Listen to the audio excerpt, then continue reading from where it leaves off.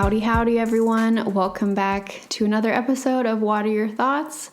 What Are Your Thoughts Wednesday. I'm your host, Allie, and super stoked to be talking to you guys today, mostly because I haven't talked to another person in like 48 hours.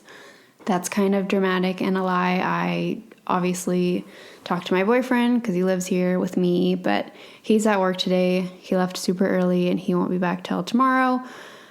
Oh, actually, that's true, but I did talk to one person today. I had to drop off a bread knife and a salad bowl to my next door neighbor. So I walked across the street and gave her a knife and a salad bowl.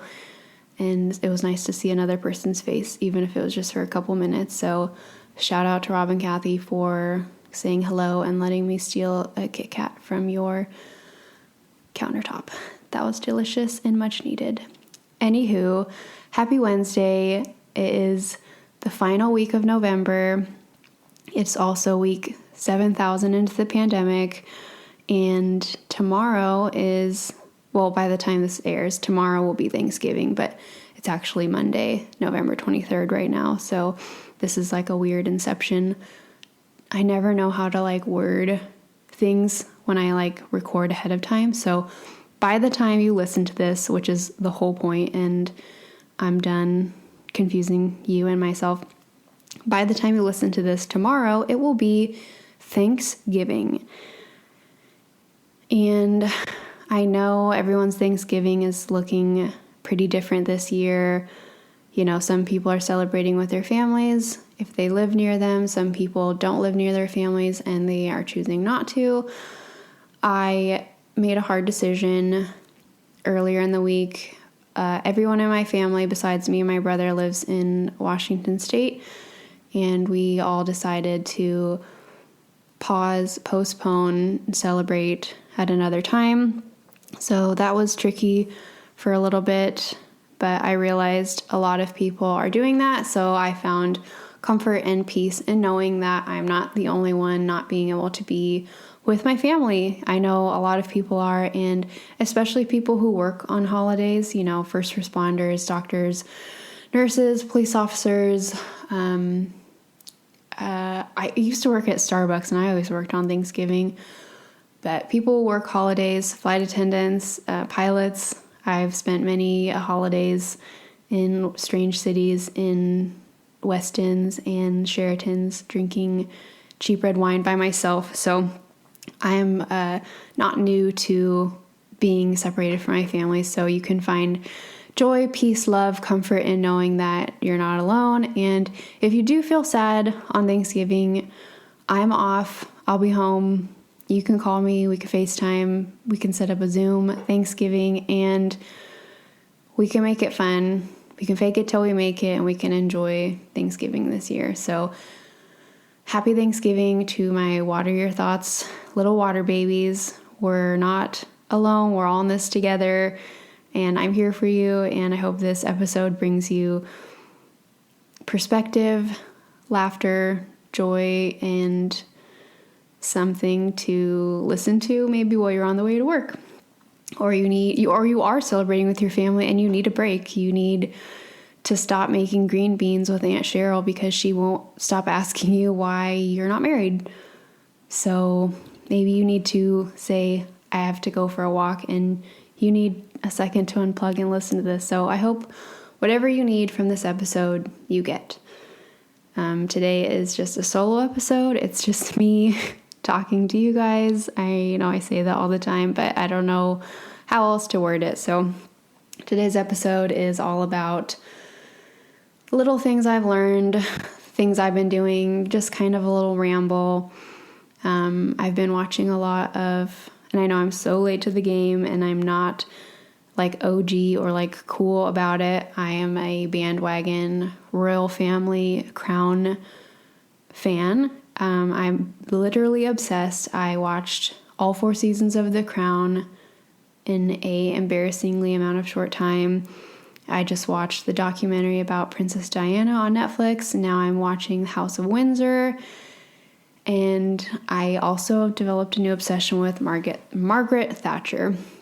So I also watched The Iron Lady today and intermittently Google and do my own research and look up things because I am entirely fascinated with the royal family. So that is my healthy time passerby escapism right now, and I am not going to be sorry for it. I'm really excited about this newfound passion of mine. I don't want to be like that person that's like, I don't watch that much TV, but I really don't. But since this pandemic is now not 2 weeks and it's 200 years, I am like, heck with it. I'm a TV watcher. So bought a TV this year and no shame in my Netflix binging game. I try to balance it out with being active and stuff. I went on a 45-minute run today. I did one of those Nike guided runs, and it was called a thank you run, and it guided me through thankfulness. And I found it ironic but fitting that I chose to wake up and want to run today, because I haven't been wanting to run this whole year basically.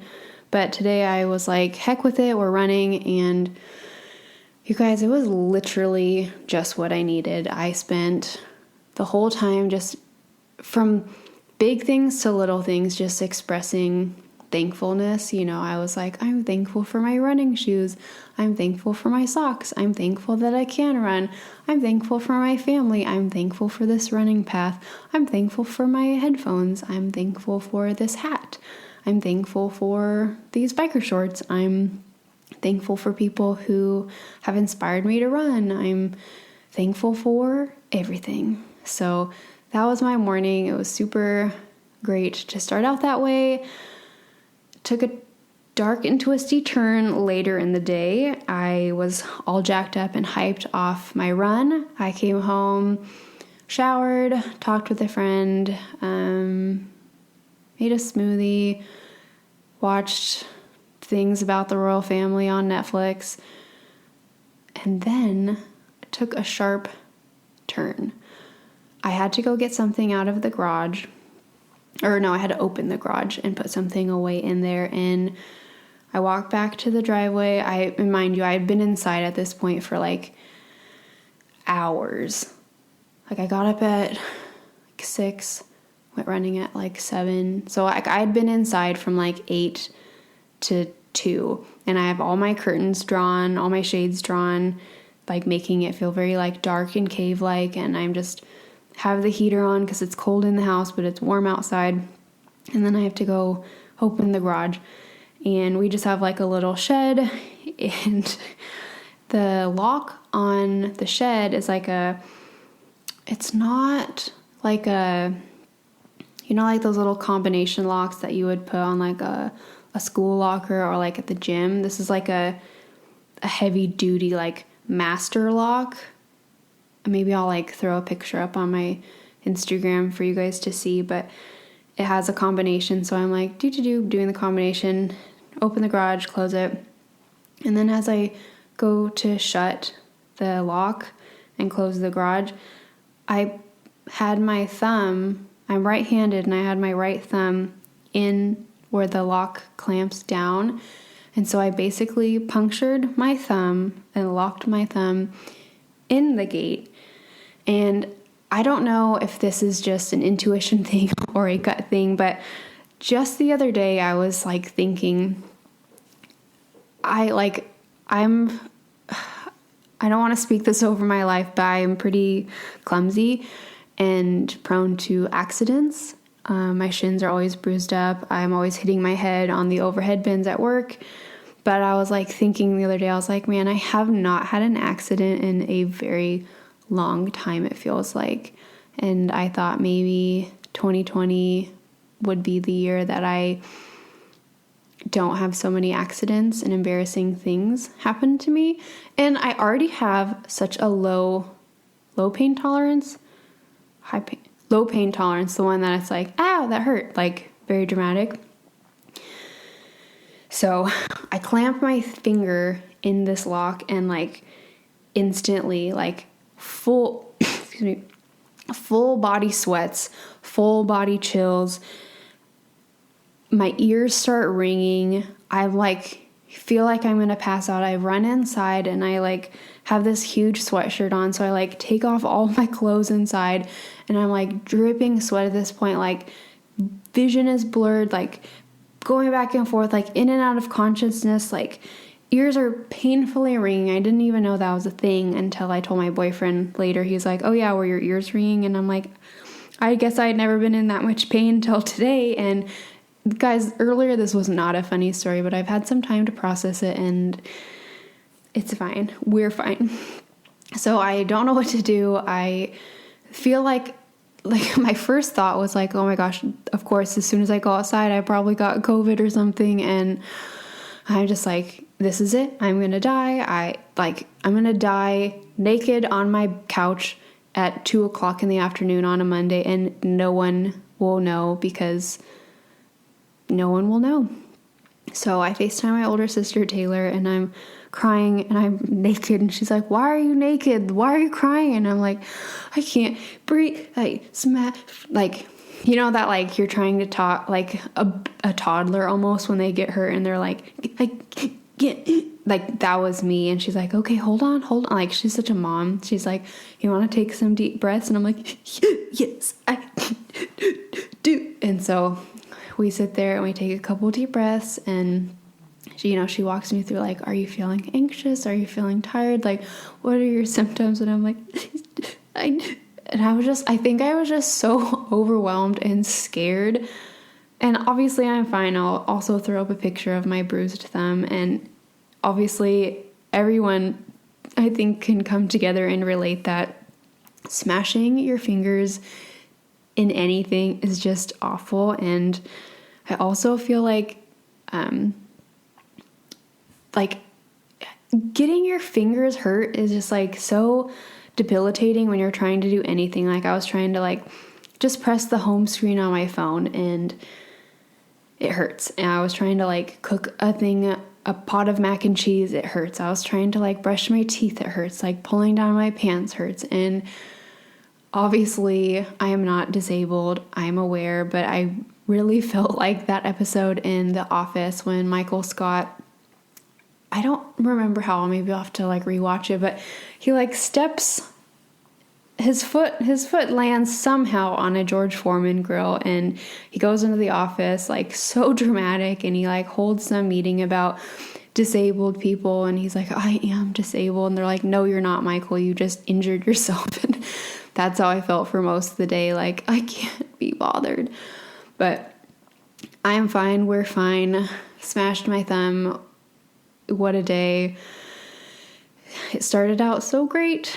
But I guess I can still say I'm thankful for all of my phalanges and that I didn't suffer from nerve damage, hopefully.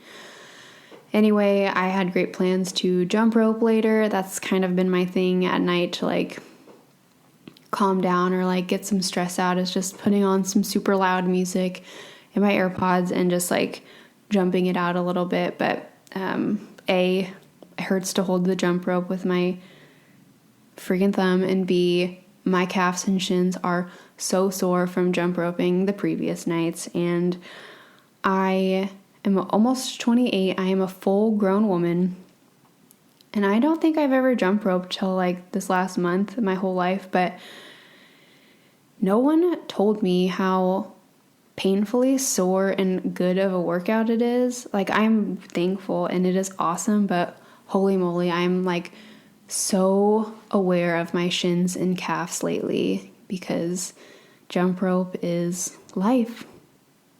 And that's all I have to say about that. Changing gears to things I've been learning lately, which have no particular order or rhyme or reason, but just something to think about, just in light and just staying on theme of this year. It's been a wild one. I saw my friend Sheldon reposted something, and it said, "Don't let your bad day trick you into thinking you have a bad life." And I felt it, me. Sometimes I can get really dramatic and really dark and down, and I like to cope with humor and stuff like that through this podcast, but I was feeling really down. I call it the COVID blues the other day. And I just realized that it's okay to have bad days. And just a reminder that these are bad days and it's not a bad life. And even though this year feels like what feels for a lot of people like a really awful year and a really awful time, just a reminder, it's a season. I know it's really long and you're like, when is this going to end? It's kind of how I feel about Grey's Anatomy right now. We're entering into season 17 and I'm like, you guys are always putting out fire content, but when is it going to end? I don't know who watches Grey's, but I'm not spoiling anything because there's nothing to spoil, but I really hope Meredith finds cure for COVID, solves it, and leaves. And Grey's Anatomy would be over like that. It would end on a really high note for everyone and a really positive note, but it's definitely time for 2020 to be over, reset, and Grey's to have a finish. So that is that. Basically, it's not a bad life. Sometimes it's not even a bad day. It's just bad moments. So just sometimes you need a little shift in perspective, or you need to look at memes to make you laugh. And really, the whole point of 2020 for me has been this ongoing joke of like, what's that one? That tchotchke that people have in their kitchens or their living rooms, and it says live, laugh, love. And I feel like if we just broke it down, all we can do is live our lives, love ourselves and loved ones, and laugh. I am so grateful for Reels and TikToks and memes this year because it would get real dark and twisty real fast without them. So find things that bring you joy, whether that's going for runs, jump roping, watching The Crown, watching Grey's Anatomy, FaceTiming a friend. I highly don't recommend smashing your fingers because that is not a high point. That's not a high of today. That was a low. Go to bed early if you can. I, as a flight attendant, have such a weird work schedule and weird hours, and shout out to all of my flight attendant friends who can relate. Get sleep when you can. I, on my days off, am not even embarrassed. I also take lots of naps. Maybe I'm still growing. Me and Aaron have been going to bed at like 9, like full on in bed, like face washed, teeth brushed, hair combed, oils on, diffusers ready, lamps on low, fully in bed by 9. Like 8:20, we're like both look at each other and we're like, we should start the process, and we are asleep by 9 most days. So if you know me, I mostly have my phone on Do Not Disturb, but I think it was like a meme. I did not make this up. I'm not that funny or relatable, but I saw this meme and it was like, I'm now that friend that if you text me after 9, I'll respond to you at like 6 or 7 the next morning. So shout out to all my friends who know me. Shout out to all of my friends in general. Changing gears to things I'm grateful for and learning the importance of is quality over quantity. Being someone who makes friends everywhere she goes, I realize it's really important to protect your inner circle. Be a friend to all, but only let a couple people in. And I've really understood the importance of boundary setting, and you're still a nice person if you have to say no, because putting yourself first is being a nice person. So thank you to my inner circle. You guys have been great. What else?